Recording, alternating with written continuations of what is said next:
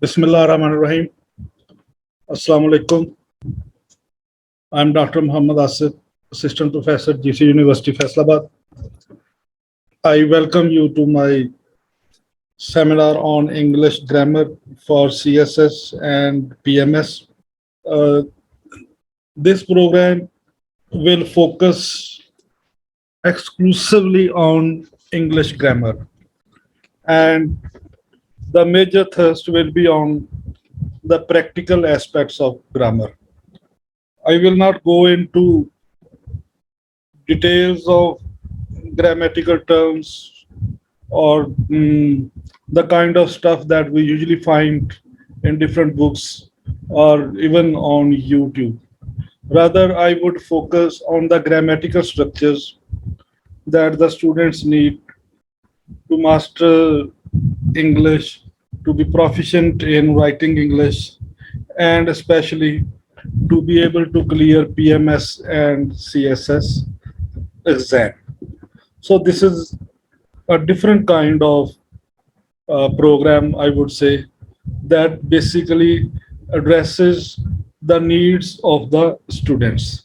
As I have been teaching English language to students at various levels for a long time, for so many years, I know exactly where our students face problems.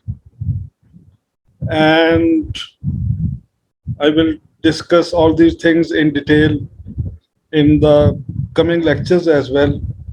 But few things that I would like to make clear right from the beginning, that if you join this program, then it will not be a kind of passive activity. Then you will have to go along with me. You will have to practice.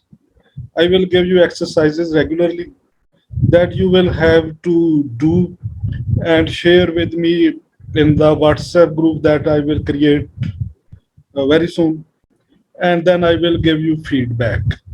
And I will also guide you where the mistakes are, why did those mistakes arise, and how can you overcome them. So it will be a kind of activity which will involve some rigorous monitoring as well. So this is the primary objective. Now, what I know about the level of students who appear in CSS and PMS, or who are doing BS programs or are enrolled in MPhil programs, or even some of my students who are teaching in various institutions, they do have certain limits and limitations as far as grammar is concerned.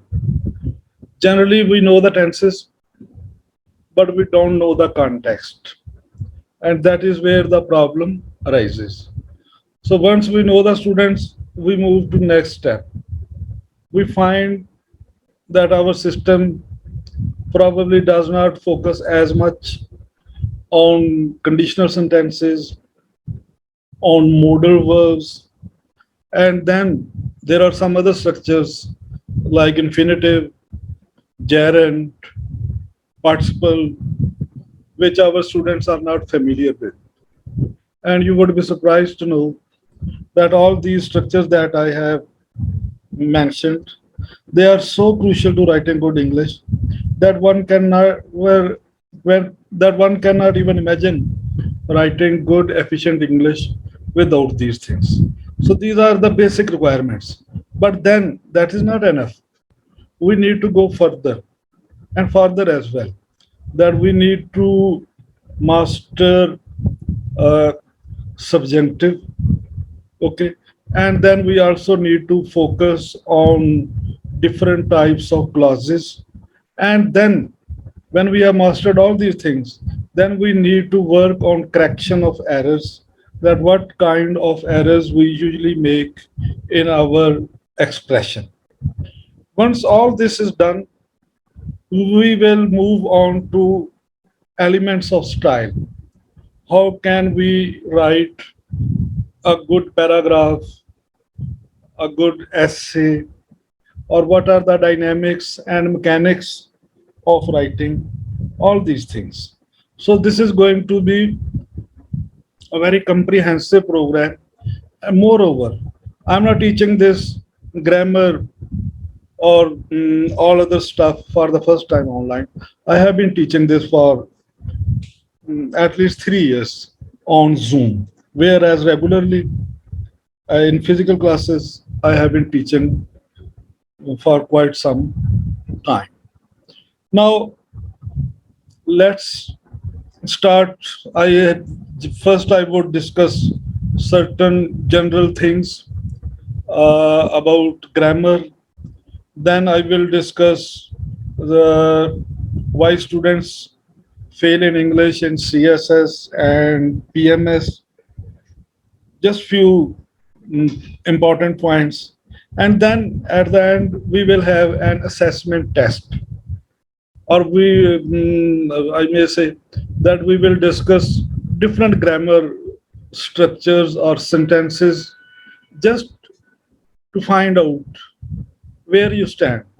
You will assess yourself and you will score yourself, mark yourself, and you will keep your score with yourself. But once you join this program and once you finish it, at the end of the program, then you must match this score with the score that you achieve at the end of this program. So in this way, I will keep assessing you. You're assessing your progress, whether or not you are making any progress or not, and all that. And for practice, we will use CSS past papers as well, PMS past papers wherever the grammar is there, because primarily the focus will be on the grammar and composition part. It will also involve other items like change of narration, passive voice, punctuation, translation, and especially pressy writing.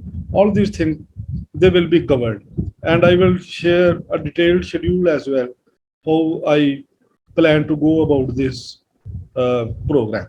Now, if you have any questions, you can keep it till the end. I will respond to all of your queries once I finish what I am doing. So now, why grammar? Now, this is very important and this is very simple. I will read just few points like grammar helps you think more logically. Now, this may sound bit surprising to you that thinking is directly related with language. And if you are a student of linguistics or if you have studied language somewhere, you know what Saussure said. You also know what Sapir and Whorf hypothesis is, that there is a direct correlation between language, thinking, and culture. So thinking is basically based on language. If you have more varieties in your sentence structure, you will have variety in your thinking as well, or in a vice versa.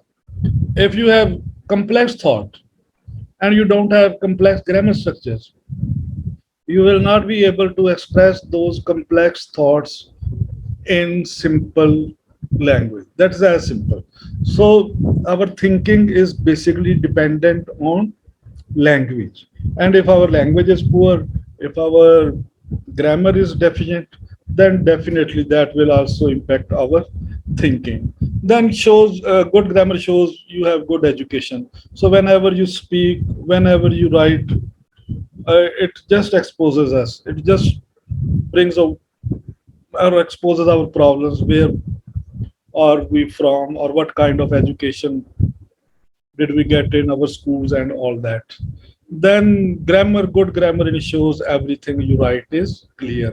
And this is the most important thing, that when you write, it should be to the point, it should be exact, and there should be clarity.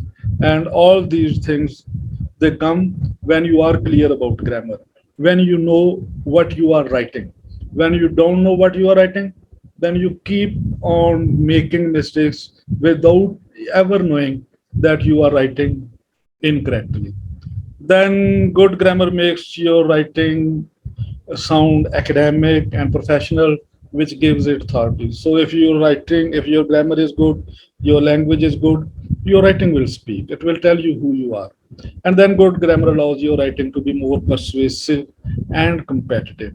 That if you have good English, you can make a good impact, you can get good marks. And if you are a professional, you write professional emails. Even if you go for content writing, copywriting, blogging, and all these things, the online stuff, or even if you are a manager somewhere, if you have to write something that is official or something for marketing purposes, you can write better and you can make a good future if your grammar is good.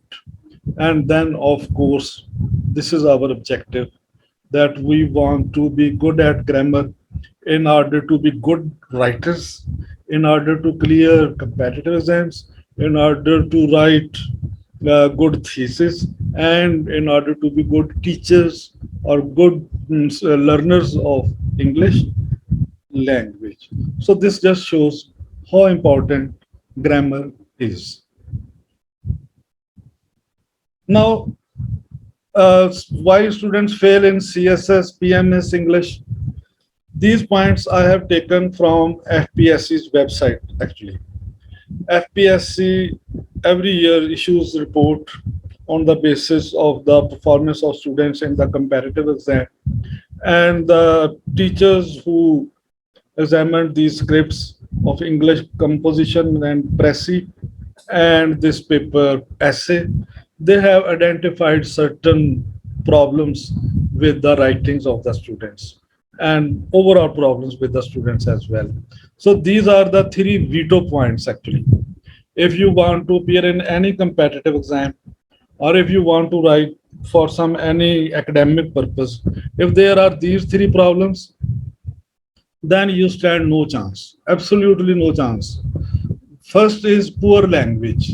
Now these points, they are from FPSC reports. The first thing is grammatical mistakes. That if you commit grammatical mistakes at this level, you stand no chance of clearing any exam. Okay, then there are spelling mistakes, then there is inappropriate vocabulary, then there is the question of faulty expression, and then, of course, faulty sentence structure as well. Then there are punctuation mistakes as well. Uh, there are large number of mistakes that the students they commit when they write for these exams or in these exams.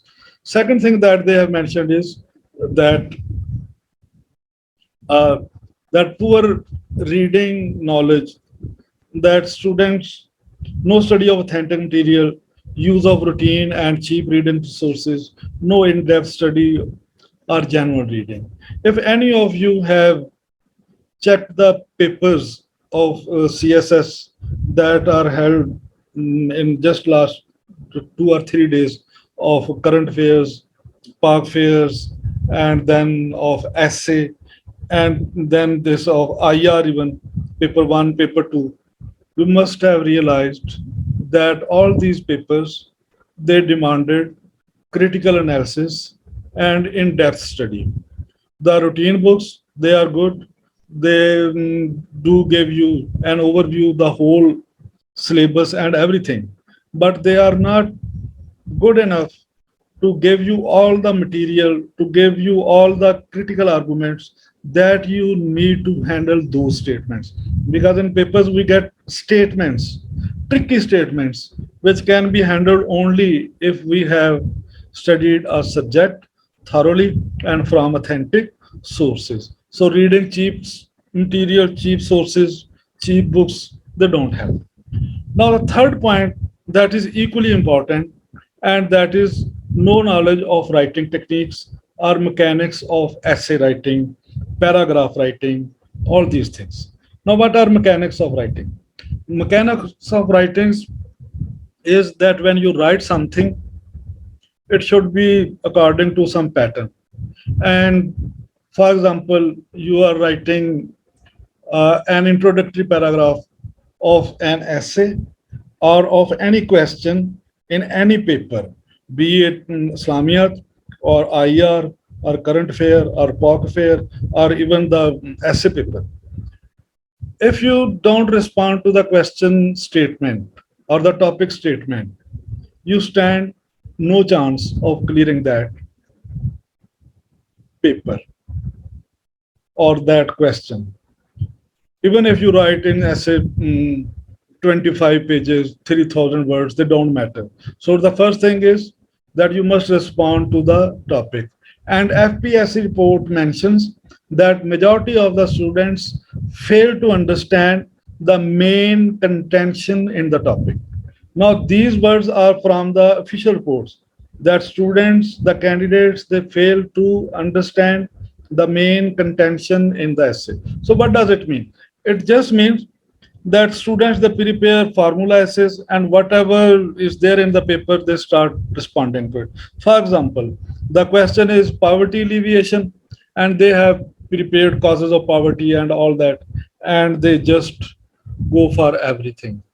So in this way, the students they should be aware of topic sentence. They should know how to develop the argument, and then how to close the paragraph with thesis statement.